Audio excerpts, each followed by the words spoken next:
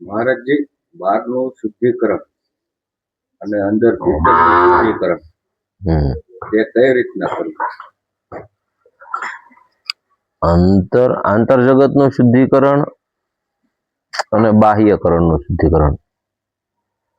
તો અંદર જે માનો અંદરની જે અવસ્થા છે, ત્રણ અવસ્થા અંદરની: મન, બુદ્ધિ અને ચિત્ત. ત્રણ અવસ્થા બહારની: વાણી, વ્યવહાર અને વર્તન. અંદરની ત્રણ અવસ્થાને શુદ્ધ કરવા માટે, જેમ કે મન, બુદ્ધિ અને ચિત્ત. મન સાત્વિક સદગુરુના શરણે આચરણ શુદ્ધિ દ્વારા જોઈએ, જેમના મન દ્વારા ગ્રહણ કરવાની દુનિયાની કાંઈ પણ વસ્તુ જ્યાં એમને શુદ્ધતાનો અહેસાસ થાય એ જ ગ્રહણ કરે.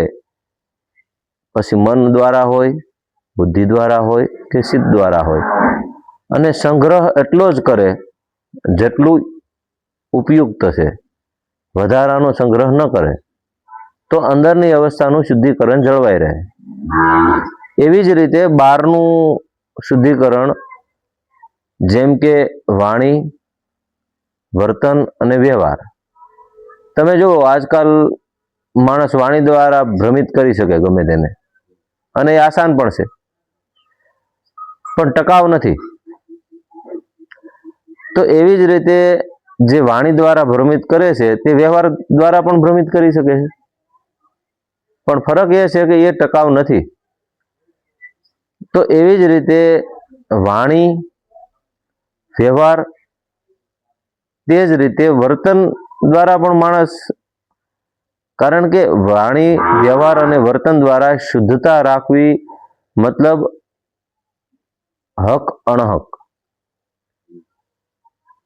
વાણી હકપૂર્વક જ્યાં બોલાતી હોય, વ્યવહાર હકપૂર્વક થતો હોય, અને વર્તન હકપૂર્વક જ્યાં જે પ્રધાનતા હોય એની એટલા પૂરતું શુદ્ધિકરણ થઈ શકે. એનાથી વધારે એટલા પૂરતું મતલબ કે એટલા પૂરતું એટલે કે વાણી, વ્યવહાર ને વર્તન, આ ત્રણ જ પ્રધાનતા છે આખા માનવ જીવનની. આખા માનવ જીવનની કોઈ 5-10 દિવસ, 15 દિવસ, મહિનો, 2 મહિના આવું નહીં. આખા માનવ જીવનનું વાણી, વ્યવહાર અને વર્તન ઉપર જ ટકેલું છે. જેમ કે અંતર જગતમાં તમે જાય ને, ડોકાસ્યું મારો તો મન, બુદ્ધિ અને ચિત્ત. જેનું મન સાત્વિક હશે એની બુદ્ધિ સાત્વિક જ હશે, અને જેની બુદ્ધિ પણ સાત્વિક હશે એનું ચિત્ત પણ સાત્વિક જ હશે. કારણ કે જો એ અલગ અલગ વસ્તુ ન થઈ શકે. તો એવી જ રીતે બાહ્યકરણમાં જેનું વાણી શુદ્ધ હશે એનું વર્તન પણ શુદ્ધ જ હશે, અને જેનું વર્તન શુદ્ધ હશે એનો વ્યવહાર પણ શુદ્ધ હશે. કારણ કે એ એક સંતુલન છે. જેમ કે એ સંતુલનમાં જે માણસ છે એને એમાં સતત નિર્વહન કરવા માટે કાર્યરત હોય છે. એમને આજે મારે આમ કેવું છે ને કાલે આમ કરવું છે એમ ન હોય.